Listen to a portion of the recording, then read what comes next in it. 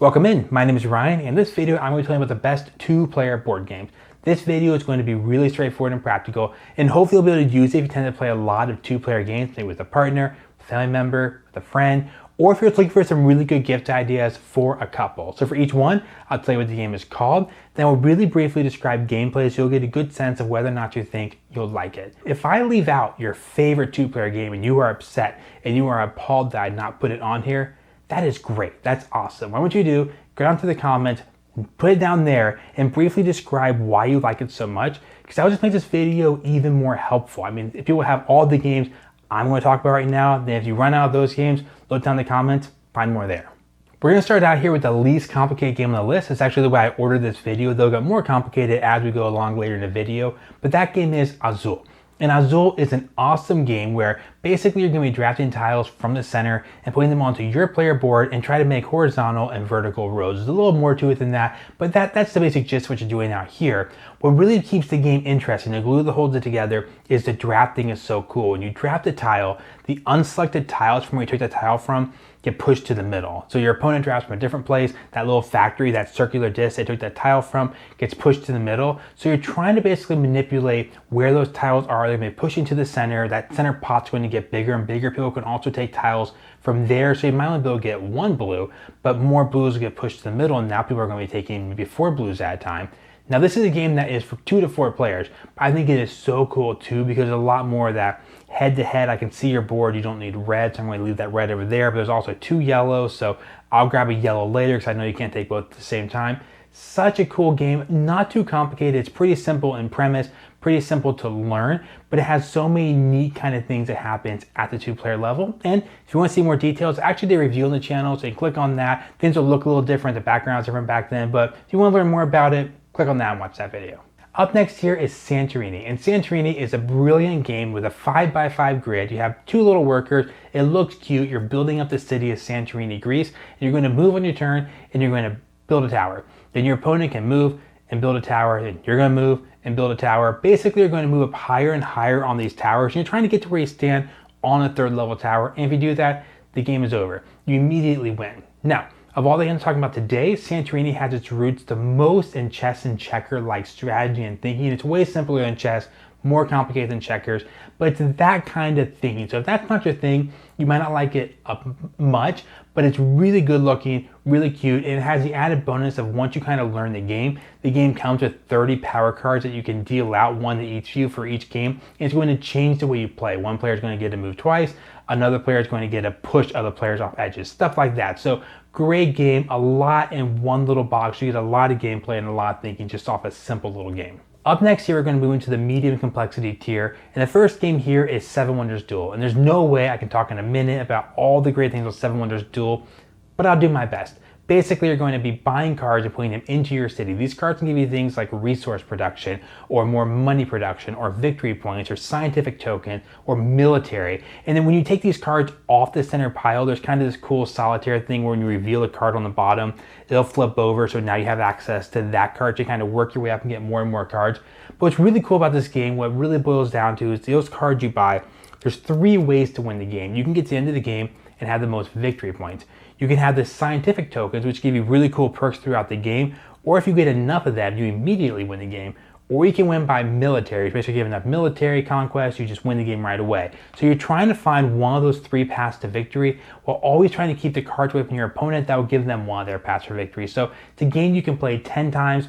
When you play 10 more times, you'll realize even more coolness. There's so much depth of strategy, kind of learning the cards, seeing how it all works out. Again, I could do a whole review on the game and talk about, which actually I did. So if you want to watch a whole review on the game, if you like it, it's right there. But just a really, really neat 2-player only game. Now, before I get to the next game, I just want to encourage you really quick that if you're enjoying this video, go down below, subscribe to the channel. You'll see a lot more videos like this, as well as top 10, lots of playthroughs of games, some actually playthroughs of games I'm talking about today, as well as reviews of board games. Let's get to the next one. Up next is not a single game, but a category of games called cooperative. These are games that are really good if you and your partner maybe don't do well if you're in competition with each other. People often end with hurt feelings, or you don't end basically the game session well. These are games where you're going to work together to try to accomplish a goal, to beat the bad guys together. So one game is Forbidden Island. This is a game where you're trying to get treasure off an island before the island sinks, and so you're going to move around. The island's going to be sinking while you're on it, and try to keep the island around for long enough to get all the treasure off. Another really good one is a Harry Potter game called Hogwarts Battle. This is also cool where you're basically battling the bosses of the Harry Potter world. You're going to have cards you'll play out in front of you that'll do cool things. It's a neat one because you and your teammate, not your opponent, but your teammate, have a lot of cards that help each other. Some things you do are going to be like, hey, I'll give you an extra card, I'll give you an extra damage, I'll heal you. So both those games are really, really good cooperative games. Up next here is the game of Viticulture. And Viticulture is a cool game where you're going to be getting grapes, planting them, harvesting them, turning them into wine, and then shipping them off and selling them for money. And in the game of Viticulture, you have a board out there that you'll be putting workers onto to do these things. It's called a worker placement game. So you have to put a worker out there to sell wine. You have to put a worker out there to harvest grapes, basically. But what's cool about it, and why I like it so much, the two-player count, is it's very, very head-to-head. So for example, if I put my guy on the harvest grape spots, you can't put your guy on the harvest grape spot. So it ends up being this very, very, very competitive head-to-head game at 2 players, and I absolutely love it. It's a little more complicated than the last games I just told you, but it's not over the top. We're not in the heavy category yet, but definitely more in the medium side. And also it's an easy game to recommend because it works really well. 1 player all the way to 4, even 5 and 6 isn't too bad. I personally like it a lot at 2. I think 2 is just at that sweet spot where it is a little more individualistic what you're doing on your board, but at 2 players it really matters what's happening out there all the time. You're putting guys out there, taking spots you want. You're going to try to think how to get the stuff done you want to get done, knowing that some of those spots are going to be taken by your opponent. Up next here we have a game called Terraforming Mars Ares Expedition, which is a really cool theme where you're trying to make Mars habitable by people. And you do this with a lot of card players, a big stack of cards. They're all unique to do different stuff, like give you heat production, give you oxygen production, let you get more oceans on the planet. Now just to warn you, we're definitely arguing a little more into that complicated category now. Have gone from medium to a little above medium. But what I want to tell you about Terraforming Mars is kind of cool, is it has 2 modes that work for 2 players. You can play it competitively, where it's whoever basically terraform Mars the best, whichever business you both play, business or corporation, whoever does the most work and the best job at terraforming Mars wins the game. You can also play it at the 2-player count, and also 1 player, but 2 players, you can play it fully cooperatively. So you can play it as a co-op game where you're both trying to terraform Mars in a set number of turns. You have to get it done by the end of the game, and you win if you get Mars terraformed, and you lose if you don't.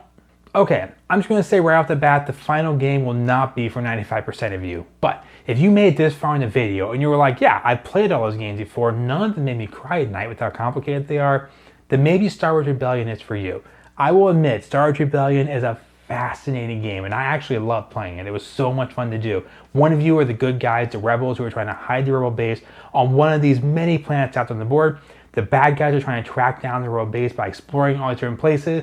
You have fleet, you have combat on planets, you have like special missions you can go on, all these cool cards, ways of accelerating the timer. There's so much stuff out there, but it's not like an hour or 2. It's like a 3, 4, 5 hour game your first playthrough of. Maybe if you were great at it, you get it down a little lower, but it is a big game, and it's not just big and full of fluff. It is big and complicated, very head-to-head. There will definitely, if you guys don't get along well, there'll be some hurt feelings with really, really cool things. But if you want a game that's immensely complicated, that will keep you just glued for like 100 playthroughs possibly, where every time someone does something, it's so brilliant, so clever, it's a great game. It's just a big one that even me, most of us, are not going to have the time to really get out and play. I hope you enjoyed the video and possibly have a few new suggestions for games to look into. If you have any questions at all, feel free to ask in the comment section down below. And also games that I've talked about today and also have done a review for, I'll put those in the description down below so you can find those there. And also if you enjoyed the video, hitting the like button down below is really awesome. And subscribe to the channel. You'll see a lot more videos like this, top 10, some playthroughs and reviews of games. See ya.